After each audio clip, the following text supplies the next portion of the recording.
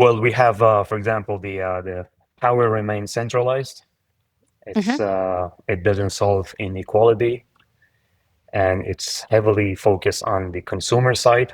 Again, attention is on the consumer side, as it always, and not the producer. So technically, like CVA, the way they define things and they go around it, it's an incredible work they put into this work. But again, it's in my opinion, this was just in a new same problems in new design, repackaged. Right. If you're a coffee producer, roaster, or cafe owner ready to sell more coffee, this one's for you. The Sell More Coffee Mastermind Group is a 3-month online program starting this August. Meeting every 2 weeks for 2 hours, we'll focus on finding new customers, retargeting existing ones, refining your pricing, sharpening your messaging, and using ChatGPT to help you stay ahead in a volatile market. Whether you sell green coffee, roasted coffee, or brewed coffee, B2B or B2C, this is a practical way to get strategic. Join the success of the people who have already been through these mastermind groups. Apply now at mapperforward.coffee/group coaching or click the link in the show notes. Welcome to the Mapper Forward Middle East podcast, friends. I'm your host, Lee Safar, and this is episode 4 of a very interesting 5-part series with Reza from Slick Coffee Co. in Muscat in Oman. We are talking about what is quality in the coffee industry. And if we happen to go off on a million different tangents, it's because actually sticking to finding this one subject was very difficult for Reza and I, because both of our experiences far and wide in the coffee industry. And I am sure we're going to go off on tangents in this episode of the series. Reza, we're going to talk about why won't the CVA fix anything? Now that I think about it, I don't know if we agree or disagree on this. Do you think that the CVA is going to fix the problems that the 2004 cupping form couldn't fix? Well, CVA is interesting. It's deeply scientific. Anyone who's familiar with sensory science would root for that. It's fixing some of the technical issues we had in evaluating coffee. You read the publications, and all are convincing, thought-provoking. It's all good. But the big question is is it actually working? And honestly, we don't know yet. Either the communication hasn't been right, or the rollout has been awkward, or maybe it's the way it's being positioned as the new and only tool to assess coffee value or quality. But whatever the reason, it's still not addressing the core issues our industry struggles with. That's what the main are those thing. core issues? Well, we have, for example, the power remains centralized. It doesn't solve inequality, and it's heavily focused on the consumer side. Again, attention is on the consumer side, as it always, and not the producer. So technically, like CVA, the way they define things and they go around it, it's an incredible work they put into this work. But again, it's in my opinion, this was just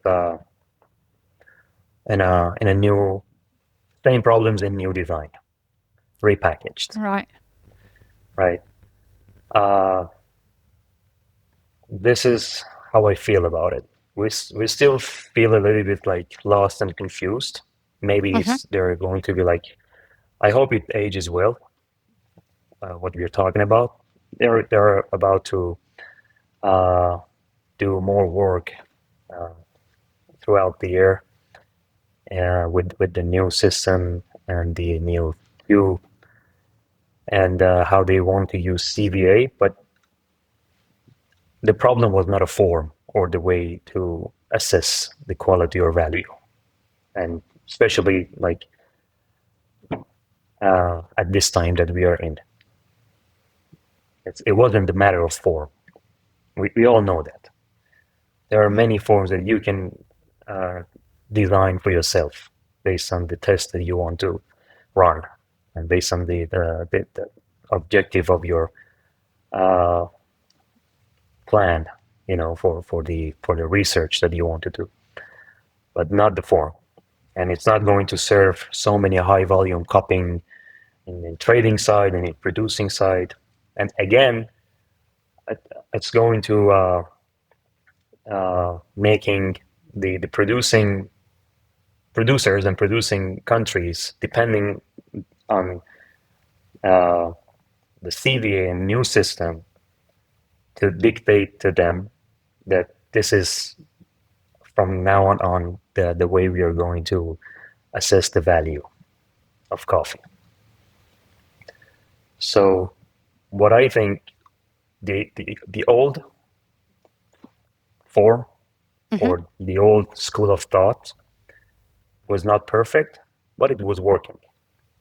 And we've come a long way for everyone across the supply chain to get to an understanding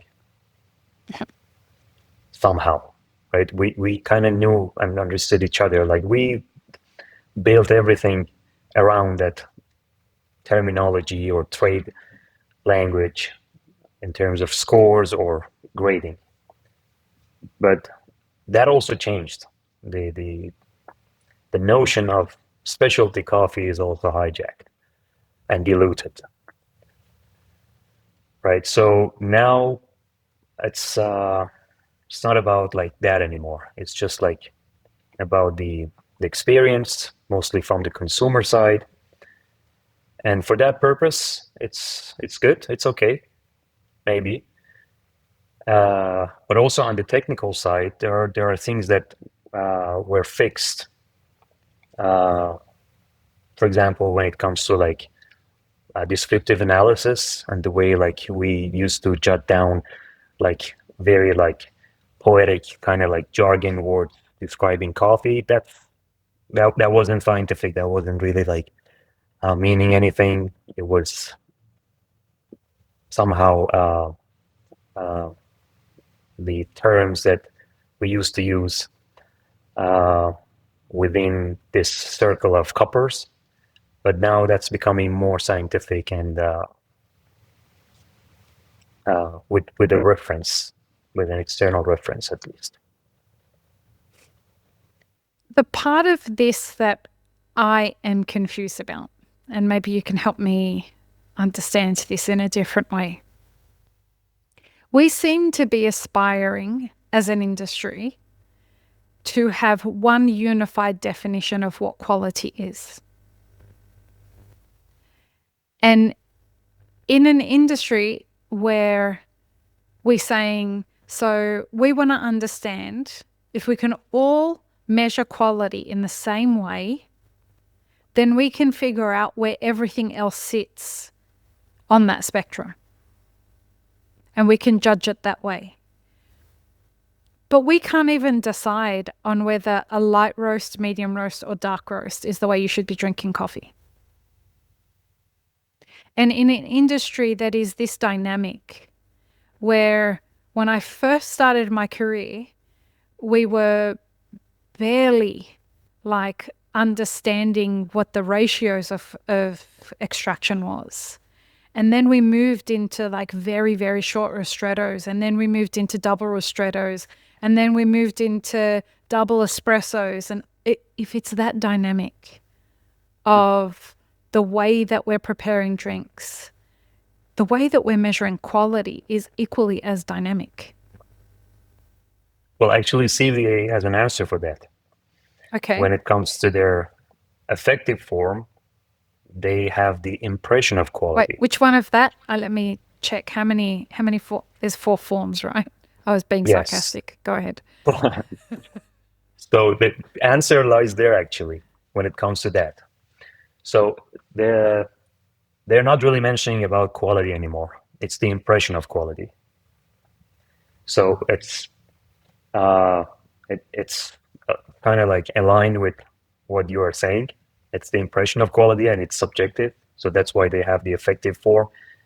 And based on that, any coffee could be good for the beauty is in the eye of the beholder kind of approach. But the beholder is not the person who's actually doing the assessment. The beholder is the person who's supposed to be an expert at the assessment. And this is where when people start saying to me, quality is objective or as close to objective as we can figure out, it's not even slightly close to objective. When a person can make an assessment based on what they think quality is, and there are no actual numeric parameters around anything, we cannot fool ourselves into thinking that this is in any way going to be objective. True, but that's where sensory science comes in between. We are talking about trained panelists. That's why I said trained subjectivity. So if you have we're not talking about any individuals who are we're not talking about tasters or sensitive tasters. We're talking about uppers who are supposedly went through a rigid kind of training and calibration, and they can define, and not only in coffee, in the whole sensory science and food and beverage industry. So there are some typically standards. Food technologists that do this, right? Yes. So this is also one of my earlier concerns when I was talking about these things, that I was just wanted to have people think about to move towards not only coppers because it's cool, but to become profession sensory panelists, trained panelists. When you get to that point, there are too many noises that you can cancel to try to be as I said, the trained subjectivity comes from. It's different from intersubjectivity, that you get to understand that, okay, what certain you don't probably earthy, musty notes in your coffee, but you understand that it serves well in certain part of the world, for example. That's different. If you can perceive it. If you can perceive it. But this is something that you as an expert in sensory are supposed to perceive, right? And here's my problem. If I'm looking at something that's blue and you're looking at something that's blue and we both agree that it's blue, is there any way to test that we are both actually perceiving exactly the same understanding of what blue is? That is a very Aristotle way of philosophy. But this is not about philosophical. This goes to the heart of the idea. No, you have a point. Right. But the same thing with musty, right? Like if my biochemistry and my microbiome and my brain chemistry is perceiving what you're teaching me that musty means, how can I ever know that I am understanding it and perceiving it correctly? If we're talking about people who... Go ahead. Sorry. It becomes with the exposure. So you won't get it probably in the beginning, but in the course of training, that's the goal with all of these kits and trainings, especially for defects, as you mentioned, like any sort of just mold or MIFME or something like that. We have certain external references to refer to, and by training, you get to the point to pick up those. So I have this. I've never spoken about this on the podcast, so please, folks, don't come at me. There is one reason I'm not a great cupper. And there is something that happens when I am going through the cupping process that completely eliminates me as a cupper. It doesn't mean I don't cup coffee, but it creates a massive problem for me to be a sensory expert. Any dry coffee that I smell smells like roasted meat. I have tried to train myself out of it. It either tastes like roasted lamb, roasted beef, roasted chicken with different amounts of salt and different amount of seasoning. I have tried to train myself on thousands, literally thousands of different coffees. I have had people try and train me. There is something about my olfactory system that just is how it is. There is no way of changing this. No amount of training, but my taste, very different to that. I can taste to minute details, which is very strange, right? And this is why I have this perspective about these people who want to say, no, you can train people this and you can train people that. How do we know? I figured it out. But most of it, it's retronasally. So if you're good with tasting, which is like we're talking about the flavor that you mentioned, so retronasally you're getting that. So still there is a chance that you can train your way out of it. But I'm using that as my specific situation, right? What if somebody else has that on their palate? What if somebody else is experiencing that in a different part? What if there's a part of their brain that has a perception issue that they cannot get Very valid question. So this is where the screening and choosing the panel comes in.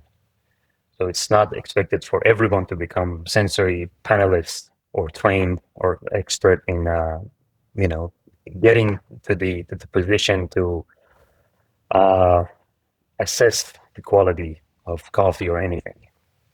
So that's why there is a rigid, kind of recruitment for the process for selecting individuals who are interested in doing that. That's one of the essential parts of it. Like it's screening people, testing their sensitivity and acuity with different, sensitivities of aroma and flavor, taste, everything.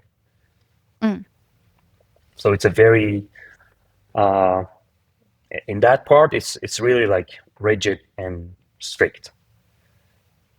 So that's for the people who want to do sensory as a profession, right? Yes. That's what you're referring to. But the CVA is not just about for those people. The CVA is barely scratching the surface of where the Q was. That's that's another way to look at it. They just took the gesture of those elements in sensory science, and then they have it on these different forms. Right. On a note on that, it's very good to have that 15-point scale. This is a very common scale you see in sensory science and sensory evaluation. But it's also worth mentioning that to be able to get to use that 15 scale point, which is really common in spectrum method or QDA, quantitative descriptive analysis, you need to be calibrated for weeks to months to get to understand those points, to use it correctly, to make sense of it. So this is another critics about that. But in essence, makes sense, right? It's scientific approach. You have all that kata, you have the points, but in action and in application, that's another story. Is it science or is it logic? Those two are not the same thing. Or systematic. Let's say systematic. Is it a more logical, systematic approach, or is it actual science? A little bit of both. I love how diplomatic you're being. It's fantastic. There is definitely a logic behind it, and the framework that they've used probably is. I mean, okay. Let's take a step back to have a context about that. Uh, the time that they started to put out all the white papers and publications around CVA before they announced it, and the way it was forced to everyone, it was kind of promising, because the time I saw that there are some changes based on the sensory science that's happening in the coffee world, I was happy, because Why? it was the things that I was teaching also in my classes, in my sensory classes, because it was deeply rooted in empirical data, sensory science, different tests, not only the cupping form, all that, neuroscience of it, all those like different details were really like fascinating to watch that it's happening. Because prior to that, it was a very like kind of like outdated, um, somehow very cliche kind of like material you could see in everyone's PowerPoints. I need to stop you there on something. You're saying outdated, right? The coffee industry has barely changed in the way that it trades coffee in 50 years. That should alarm all of us. How is this form going to accelerate the trading of coffee in a way where the producer is going to get paid what they deserve to get paid? And for clarity, adjusted for inflation, if we start at the point that we were at 50 years ago, adjusted for inflation, the price of commercial grade coffee on the C market should be somewhere in the vicinity of $14. Is the CVA going to make any strides at getting us there? I don't think so. Then why? Because it's still not about the same issues that we talked about. It's another way of assessing quality and value, which is going to take another 20, 30 years for people to get used to it. They keep talking about value, right? Yeah. This whole thing is supposed to be assessing the value. You can assess the fucking value as much as you want. If we're not going to be paying for that value, how it deserves to be compensated, so what if we assess it? It is insulting to the people that are growing the coffee if we say we're assessing this coffee to be worth $14, but here, take $3.10. Mm-hmm. How is this? Like, why did we need to change it, this form, if it's not going to actually change this industry in the right direction? Yeah, that's my question as well. As someone who owns a business, as someone who is so heavily involved in driving the industry in a direction that I see you doing. You're very involved in Cup of Excellence. You're very involved in competitions. You're very involved in conversations in the industry. How do you feel about the direction that we're going when you see the announcements of this kinds of stuff? I was confused and lost, to be honest, because as I mentioned, like, we eventually got to a point that people were using the same sort of like, if it's about the language, it's not. No. It's about the structure. It's about the system. And the money. We got to and money, of course. We got to a point that if across the whole supply chain, if I wanted to ask my supplier or my like importer to provide me a coffee within a range of like 80 to 82, we knew what we were talking about. And we were not talking about like flavor profiles or anything like that. No. Something that traders and exporters understand. Simple language. We knew where this fit in the market. Yes, yeah. So you know that. Still, people are using that in their own system. They have their own system, and they have their own way of like scoring or grading or whatever, and every country has their own classification. But coming to this point that it's going to be imposed to them forcefully or by fashion, that Brazil did it, Indonesia did it, I don't know, Colombia did it, now it's going to spread. Imagine the amount of time and the effort that has to go around it to get to a point that people still need to pay to understand the new tool, which we didn't, it's not necessary. We didn't need the new tool. No. And also it's wrong. I think it's becoming really like obvious that it's wrong to look at SCA as a savior or someone who we want them to do something for the industry or for the producers. So they clearly are there for money. That's it. It's a capitalistic.